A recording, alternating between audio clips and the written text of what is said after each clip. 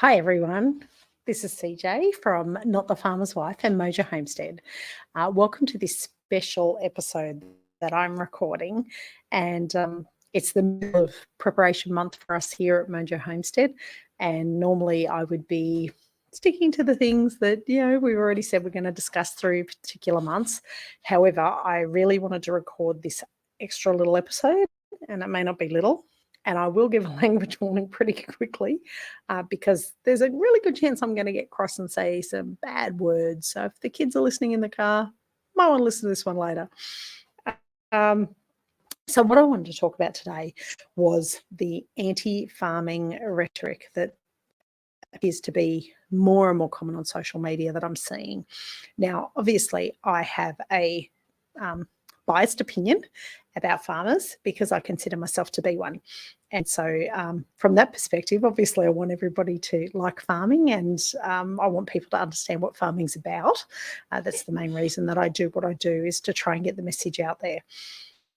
So I follow a lot of farmers online, and lately I'm seeing more and more talk about how farmers are terrible and how farmers are ruining the environment and how farmers all hate animals. And yeah, there's lots of shit going down. So there's a couple of people that I follow that I really enjoy following, and I would highly recommend you follow as well. I'll try and put links in show notes. One of them is a guy who goes under the title of the Iowa Dairy Farmer. And he does some amazing videos. I have never been a dairy farmer. I've never worked on a dairy. I have milking goats, and I have a up-and-coming milking cow. I grew up milking my own cows for my mum and dad, like when I was a teenager. So, I've seen it from the perspective of the small homesteady kind of milking a cow stuff.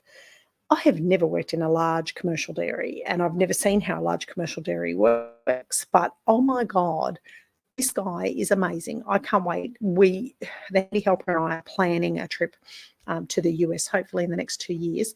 And there's a whole bunch of farmers that I want to go and visit and pick their brains and hopefully record some interviews for my podcast. And the Iowa Dairy Farmer is one of them. He is very upfront and very open and very transparent about what he does in his dairy farming. Another one is a lady, and I'm going to get the name wrong, so check the show notes, but she grows rabbits for meat. It's awesome. I grew up eating rabbits for meat. So like we used to go out and shoot rabbits and ferret for rabbits and things like that. And so we grew up eating rabbits, and it's the other white meat as far as I'm concerned. I have no problem with rabbit meat, and I have no problem with somebody producing rabbits on a commercial basis. It's meat. And if you've been listening for any length of time, you would know that I am primarily a carnivore in my diet. I am probably ketovore more to the point now. I still eat veggies. I like veggies. I like fruit. I like my honey. There's lots of things that I still eat that wouldn't make me a strict carnivore. But I have a primarily meat-based diet. I have discovered that grains are not good for me, and I don't believe that they're good for a lot of humans. But if you get away with eating them without any problems, that's great for you. So what I wanted to talk about today was how I am seeing more and more of people hating on farmers because of what they do. And these farmers aren't doing anything particularly different. They're not, as far as I can see, they're not mistreating their animals. They're not mistreating their animals. They're not doing anything that I would consider to be wrong. They're not doing anything I would consider to be wrong. They are doing everything that a farmer who cares about their stewardship of their animals and the stewardship of their land would do. So a couple of things that I wanted to touch on. One is, this is not an anti-vegan rant, although unfortunately, the vegan movement has a lot to answer for in regards to the information that they put out. They certainly have caused a lot of problems. But it is no surprise to anybody that I'm not vegan and that I don't appreciate some of the things that they say or do. If you are vegan, well, you may not want to listen to this episode. If you're vegan and open-minded, then go ahead, listen to the episode. If you're anti-vegan and you hate them, again, this is probably not the episode for you. I don't hate on them. I just get confused by the information that they put out, especially when it appears that they have no real knowledge of what they're talking about. But I'm going to go through and address a few things. So a couple of things that they do that really have started to irritate me over time is the misinterpretation of scientific studies. And that goes also towards a lot of the nutritional claims that they make about vegan, primarily plant-based or vegan diet.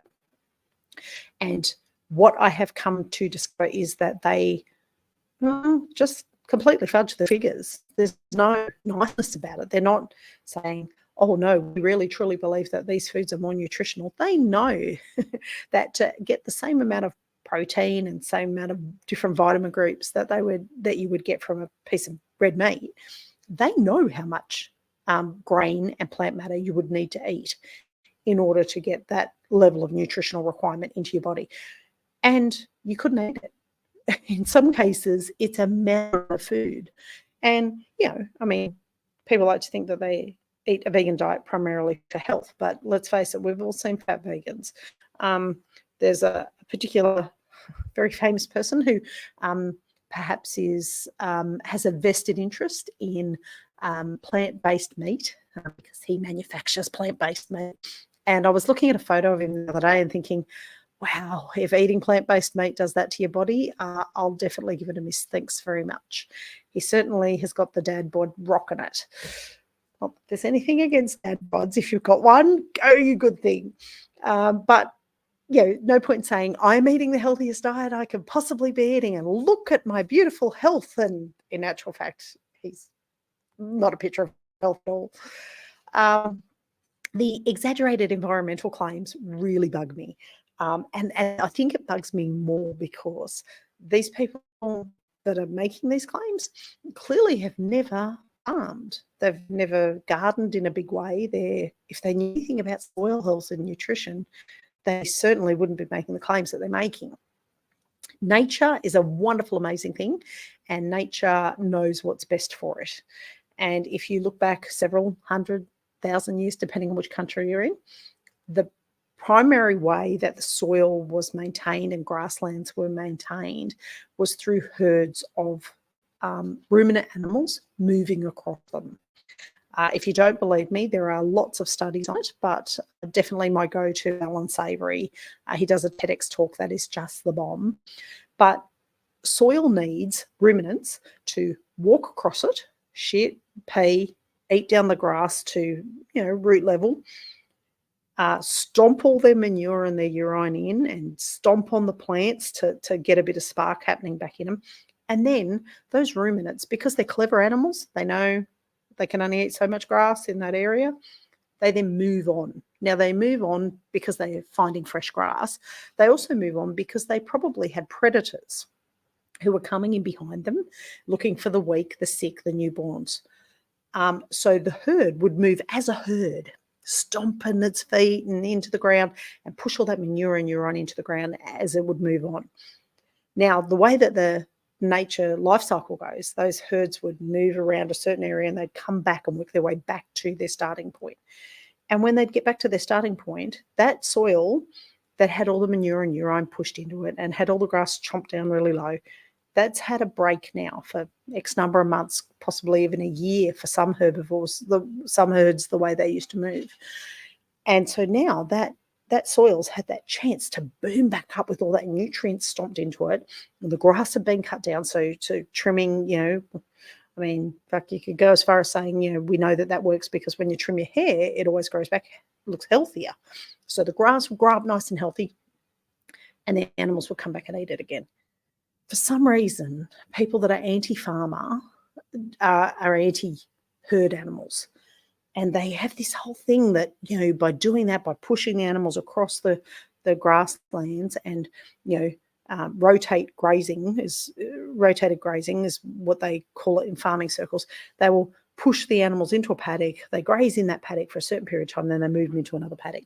For some reason, people that are anti-farming think that this is not good. And I don't know how. The only thing I can come up with is that they've never actually worked land. They've never looked after land. They've never been stewards of the land. If they were stewards of the land, they would know how good the soil looks after that process, after that rotation of rotational grazing systems been in place. But they don't. I don't know whether they just don't want to know or they just don't want to listen, whatever. Anyway, so they make a lot of claims that they can't back up, or that if they made the claim based on information that was given to them, they would know that they were wrong. The other one that drives me nuts is the animal welfare issue, where they go, oh, and this is, I feel so sorry for this Iowa dairy farmer.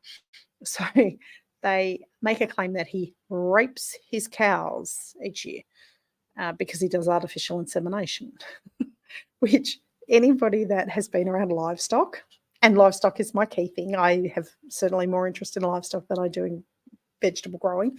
Anybody that's been around livestock will know that there's nothing, if there's any raping going on, and I don't like using that word because I think it desensitizes what natural rape is, and I think that a rape victim would be mortified to hear that comparison with an animal. Not because animals are any less, I love my animals, but to use that term, it almost desensitizes us to, oh, that animal was raped. No, rape is a really serious crime, and it is a power imbalance. It is somebody using their ability to control another.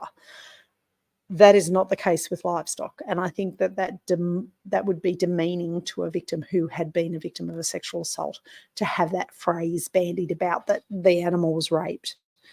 When anybody that's dealt with livestock, and I've got videos on my TikTok if you want to go and have a look, when my girls are in heat, when my goats and my cows and the horses are in heat, oh my God, the behaviour is appalling. I don't like to use the word tart or slut or anything like that. I find that word quite offensive, in the sense that, do whatever you like. I don't have any real opinion on other people's behaviour. But my goat girls, oh my God, they will drag me off my feet trying to get to the buck. When they're in heat, their hormones and their natural, the mechanics of their brain are saying, you get pregnant now. You go and get pregnant right now and get yourself, you need to have a baby. There is definitely no power imbalance, other than I feel sorry for the buck sometimes, because the girls will go in there and literally shove their woohoo in his face and say, get me pregnant right now. I need to have a kid. The buck obliges, because that's his nature. That's what nature does. Nature goes, here is an animal of an appropriate age, breeding age, who is on heat, is in estrus, is ready to go. There's an egg ready to be fertilized. And the buck goes, bingo, nature, I'm here, I'm your man, let me at it. I will fertilize that egg for you, and I will do exactly what nature intended me to do. Now, when it's artificial insemination, believe me, there is no point in wasting a straw of semen on a cow or a goat or a sheep or a horse that is not ready to breed. And that's all you'd be doing, is wasting the straw. If they're not in estrus, if they're not in heat, if their egg is not ready to be fertilized, there would be no point in putting that straw in. The straw is not very long, and artificial insemination can be done literally by anybody who's done a couple of day course. So it's really not a big stretch to learn how to do artificial insemination. I'm planning on learning to do it in the next couple of years, because I don't want to necessarily always have to have a buck or a bull on hand. It's definitely not a sexual assault of the animal to impregnate them at the time that they're on heat, in estrus, ready to be mated. It is definitely not a sexual assault. So they're putting a human spin on an animal, and we all do it. We've got, in our household, we've got baby goats, we've got dogs. Of course we act like they're human, and they say things to us and they do things. I don't think any person who has animals, that loves their animals, would ever not do that. And farmers do it. Okay, so those of you that think farmers don't do it, they do absolutely do it. They put a human spin on their animals. But you also have to take a step back and say that animal doesn't have that extra knowledge of what's going on. All it knows is nature is telling it to get itself pregnant right now. It's ready to be pregnant. It should be breeding because breeding ensures survival of that particular race. And that is all that animal is interested in at that point in time. It's same when a chook goes clucky and sits on eggs, you're fighting an uphill battle to get them off the eggs because all they're thinking is, I have to continue my species. That's what nature has made them do. And, as humans, we've evolved to a point where we understand different things about that. But for an animal, all that they are concerned about is the continuation of their species. So I get shitty when they do that, when they put that human spin on it. Okay, so why do we need to not be anti-farmer is probably the next thing to look at. And I think what's really important, I saw a little TikTok of a young kid, he would have only been probably 16, 17, and they said, what do you think about farmers? And he said, well, they're destroying the environment. They're destroying the climate. We need to get rid of farmers. I have a little saying, and I've got it on a couple of my print-on-demand products that I sell online. I have a little saying that goes, without farmers, we'd all be hungry, naked, and sober. Now, even if you're not a drinker, do you really want to be hungry and naked? Because I can't think of anything worse, personally. Without farmers, we would have so few products that would be available for consumption. Well, there'd be no food. Without farmers, unless you are capable of growing everything yourself in your backyard, which I hope you can grow some things, but unless you're capable of growing absolutely everything in your backyard, you need farmers. And particularly if you are a oat milk drinking vegan, you absolutely need farmers. The overly processed food that is a mainstay of most people's diets can't be grown without farmers. Certainly things that are monocropped, like your oat milk, your soys, your corns, your canolas, things like that go into such a large proportion of processed diets. Without farmers, they can't be grown. I can tell you right now, I've tried growing wheat at home, and to grow wheat at home is hard work. They have modified the wheat to the point where it is bloody impossible to grow without chemical fertilizers, chemical pesticides, without all that additive, without all the added things into it. It's really fucking hard to grow. Now, I would love to grow my own wheat and mill it. I've got a Thermomix. I'd mill my own wheat for making bread, for making my sourdough, but it's actually not practical to do it. These monocrop farms, which are destroying the environment. Sorry if you're a monocrop farmer, but you know as well as I do, it's not great for the soil. Without them growing those things, you're not eating. There's no bread, there's no crackers, there's no bickies, there's none of that. You are without food. So unless you can grow it in your backyard, it needs to be farmed. Now, that having been said, even if you do grow the vast majority of things in your backyard, like I do, I grow just about all the veggies that we use, and we grow quite a few fruits that we use. We have our own chicken eggs, we have our own chicken meat, we have our own goat's milk. So I'm producing a lot of foodstuffs for myself. That's called farming. So I hate to break it to you. If you're anti-farming and you're growing all that stuff in your backyard, you're a farmer. So no point being anti-you. As Amory King, I don't know if there's anybody out there that's old enough to remember it all, but Amory King, and I hope I'm pronouncing that right, on YouTube years and years ago, did a big spiel about why people are anti-police. And he went along the lines of, there are so many things you could be anti. You could be anti-pedophile, you could be anti, tax dodger, you could be anti-thief, they come in and steal shit out of your backyard or your back shed. I think he goes on to say you could be anti, and he names some country and western singer that I don't know, that he obviously doesn't like, Luke Brand or something like that. He rattles off all the things you could be anti, but to be anti-farmer is kind of silly, especially if you are, an urban farmer yourself. Then definitely don't be anti.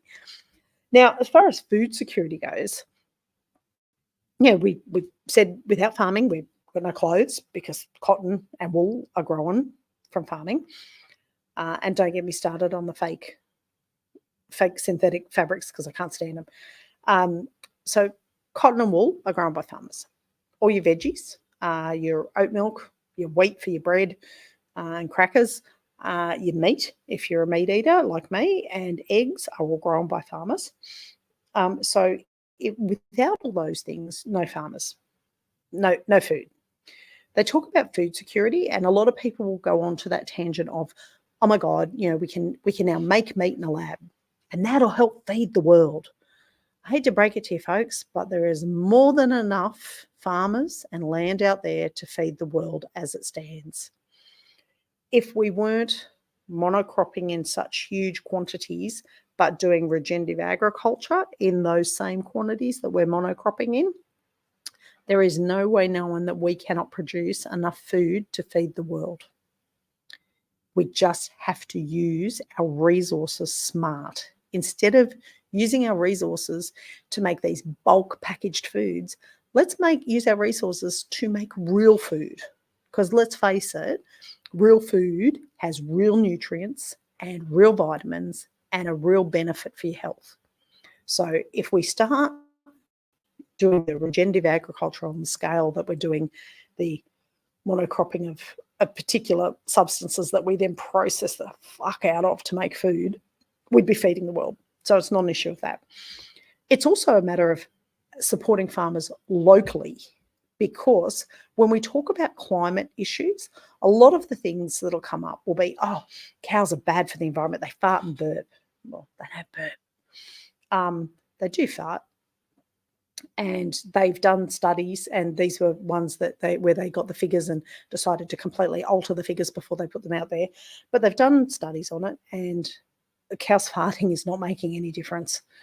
What is making a difference is people taking planes and people having to use road transport.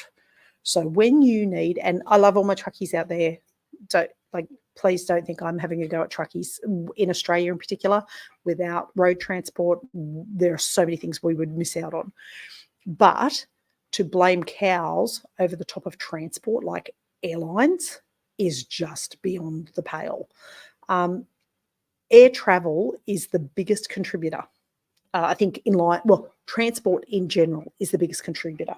But airlines themselves, if you are taking planes anywhere, then you have no right to be criticising a cow. The amount of damage that a cow does versus your plane ride, it is not even in the same ballpark. If you insist on buying things that are not grown locally, just say you get your avocados from Queensland and you live in Victoria, and I love avocados. I'd still buy them when they get transported down. If you're doing that, don't be picking on no cow, because you are contributing to climate issues way more than a cow is by insisting on having a produce that can't be grown in your backyard or even in your local area in a 10, 20, 50, 100k radius from you, and you're importing it from the area that it's grown in, then you have no right to criticise a cow. You need to have a look at your own backyard first. And if you're happy for road transport to bring you that avocado that was grown in far north Queensland down to Melbourne, because you have to have your Avon toast, well, just rein it in and accept the fact that you are a contributing factor and that a cow farting is not going to make any difference. So what else have we? Well, climate change. I should put out there, folks, that I am not a climate change denier, but I really don't believe that climate change is what the government want us to think it is. So in my mind, climate change happens because it's a cyclical thing. Climates do change. And I have lived through ice caps melting and the ozone layer falling apart, and we were going to have acid rain in the 80s, and then I can't think what else we were going to have. But I've seen so many disasters coming that I've kind of given up on the whole disaster thing. When the newspapers start going, oh my God, the sky is falling, the sky is falling, I've just given up on it.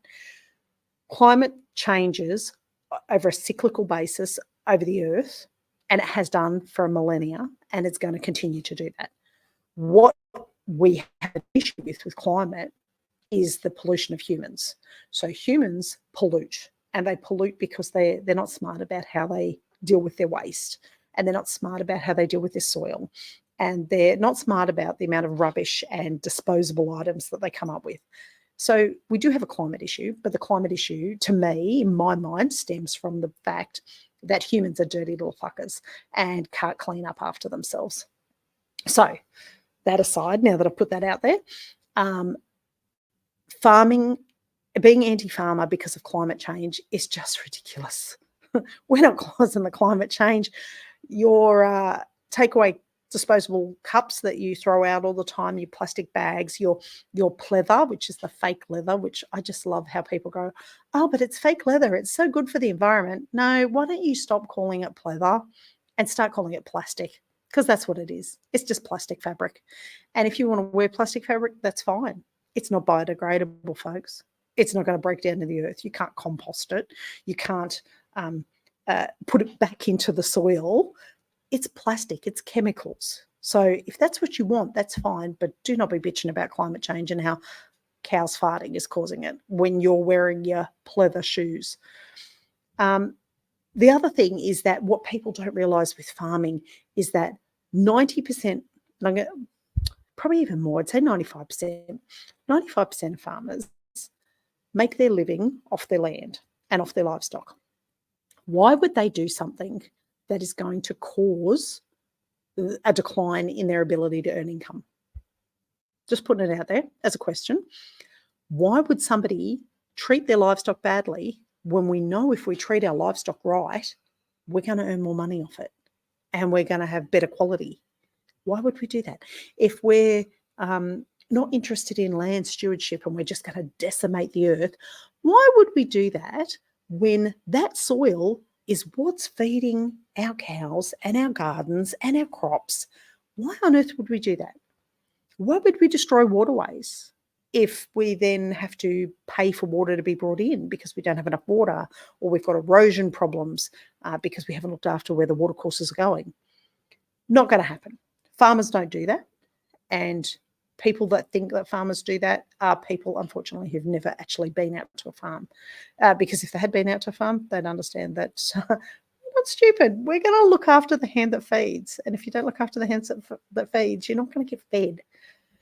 So regenerative agriculture, which is what I think about 95% of farmers are aiming towards at this point in time, means that we are helping the soil grow. We're helping the soil replenish itself so that it can continue to grow the crops and the grasslands and the trees and the things that we need. In doing that, it then helps us grow our livestock. So if the soil's not healthy, our livestock aren't going to be healthy either. The way that regenerative agriculturalists do that is that they pay attention to their soil, because that's where all life comes from. Pay attention to their soil. They do what they have to do to stop the soil going downhill.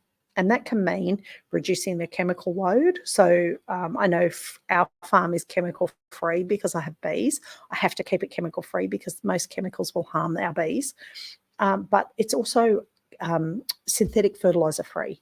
If I can't fertilize the soil in an organic format, then I'm not really feeding the soil. I'm feeding some corporation's bank account by buying it. And I don't want to have to do that. I would much rather use the organic method. So most of them will do that. And what they're gearing towards, what most farmers are gearing towards, is long-term sustainability.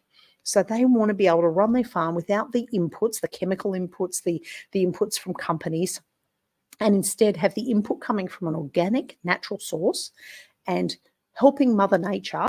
And it doesn't matter whether you're religious or not religious or whatever you are, helping Mother Nature to do what she does best, which is make healthy animals, healthy plants, healthy soil, healthy environment. That's what farmers are trying to do. Consumers, I don't know how else to get the message across to consumers. I think the best way is if people talk about it. But I still see so much stuff going online, and that's why I recorded this. I see so much stuff going on online where people are still, all farmers are killing their animals and all farmers are killing their environment, and farmers are terrible and blah, blah, blah. And it's like, no, come on, people. Without us, you wouldn't be eating you would have to wear entirely synthetic clothing, which if that's your thing, go for it. I can't stand it. I'd much rather cotton. And believe me, cotton is a monocrop and it is not great for the environment.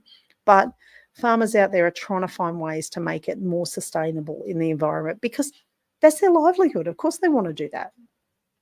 But I don't know how else we can get these messages out to people that regenerative agriculture is actually a way to heal the earth, heal the soil. It is a way to produce sustainable, large quantities of both plant and animal nutrition for humans to consume.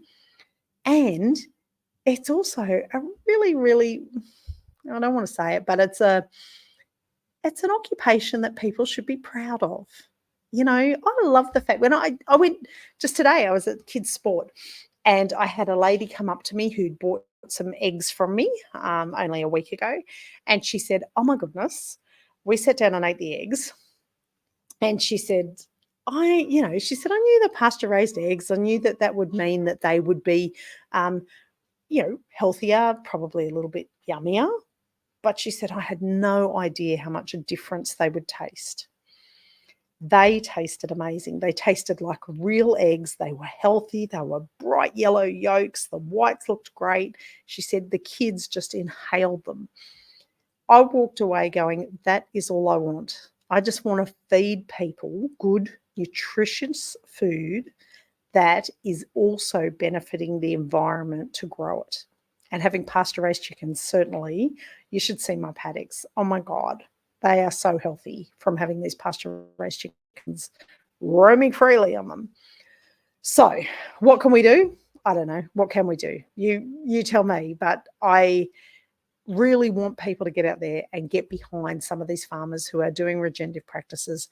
And a commercial dairy farmer is still doing the best he can for his animals because they're his lifeblood.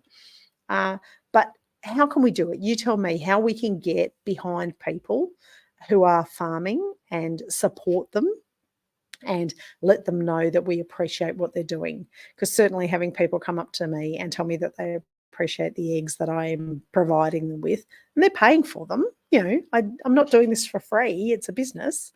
I have to make an income. I have to live, and they cost money to raise. But knowing that I am supplying them with the best quality food just absolutely makes me so happy. Anyway, rant over, folks. If you have any comments, by all means, send them to me. But like I said, it was probably not anti-vegan, but certainly not maybe showing the vegans in a favourable light. And for those of you that do support farmers already, thank you so much. We love doing what we do, and we do it because we want people to eat happy and healthy food, and we want them to wear clothes that are happy, that are made, without causing any environmental issues, but are still good quality. So if you're doing that, good on you. Anyway, that's enough for me. If you haven't already, you can go to www.mojohomestead.net/7mustknows, and you can download a little guide to how to keep your very own backyard chickens. So you can then say that you're like a mini farmer or an urban farmer. Go ahead and get that guide. And if you haven't already followed me on all the social medias, follow me on all the social medias. From time to time, I am going to try and interview some of these farmers that I'm talking about. And I hope that you can listen to that and get something from it. And if not, well, you can just keep buying locally off local farmers. Go to the farmers markets, buy off them. Don't go to the supermarkets. Sorry, supermarkets. Anyway, that's enough for me. See you, everyone.